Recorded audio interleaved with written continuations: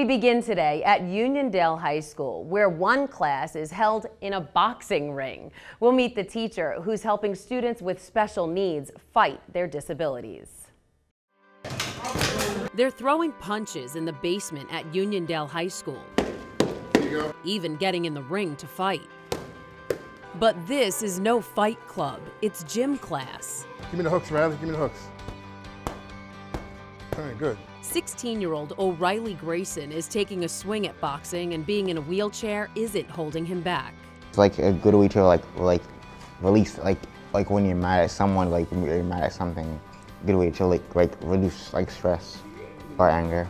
O'Reilly is just one of the special needs students learning hooks and jabs in Stephen Solomon's class. The longtime physical education teacher is a boxer himself and says the sport is giving these students a lot more than just a workout. This program has given them the confidence. A lot of them are shy. They feel a little intimidated by some of the older kids. So by doing the boxing, they feel a little better about themselves. It improves their reflexes, which is very important. A lot of them have problems with reflexes. I find with the hand-eye coordinations improve with the boxing, their confidence, their cardiovascular conditioning.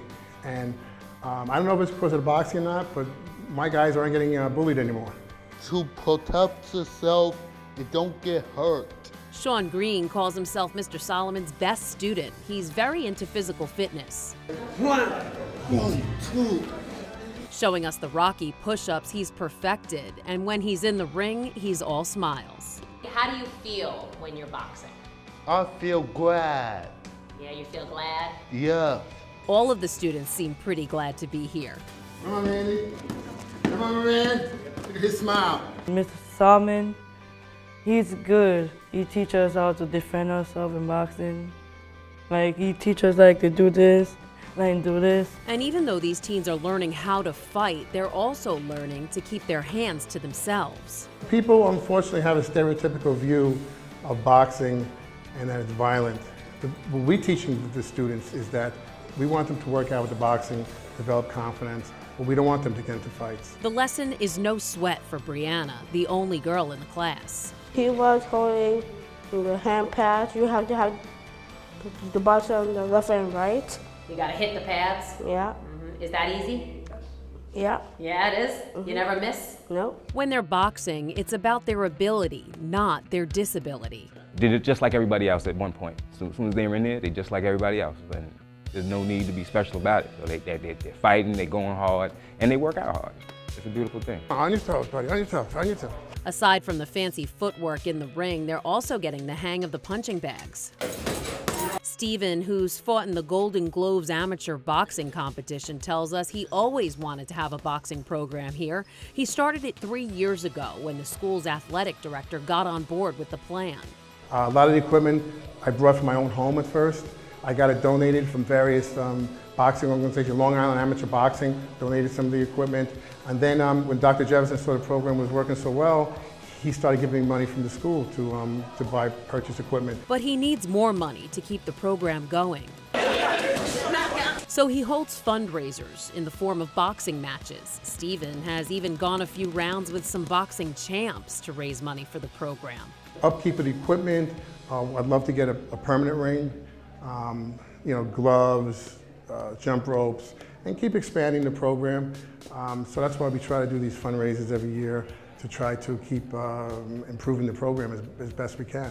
Special education teacher Renee Diorio says she's seen a big difference in her students since they've been learning to box. Confidence is big, and I don't want to say just physically, it's also academically. When you as a whole person become more confident in who you are, then that makes you a whole person academically, emotionally, and physically. I'm a Solomon warrior. We're all warriors. They're actually known around school as Solomon's Warriors. Each of these kids has a special bond with Mr. Solomon. I like Mr. Solomon. He is the best teacher in the whole world. Practice is fun. Why is it fun? Solomon is the best teacher ever. Good job, man. Excellent job, excellent job. He definitely fits many of the definitions of what a hero is. And I know that we've done hero reports in my class in the past, and his name has come up. because they do look to him as a role model. There are some students in our building, not just in the adaptive, that don't have a positive male role model in their homes, and he is one. So they find that in him, and they grab hold and don't want to let go. Steve hosts and participates in boxing events every year to help raise money for the program, the PTA, and the Make-A-Wish Foundation.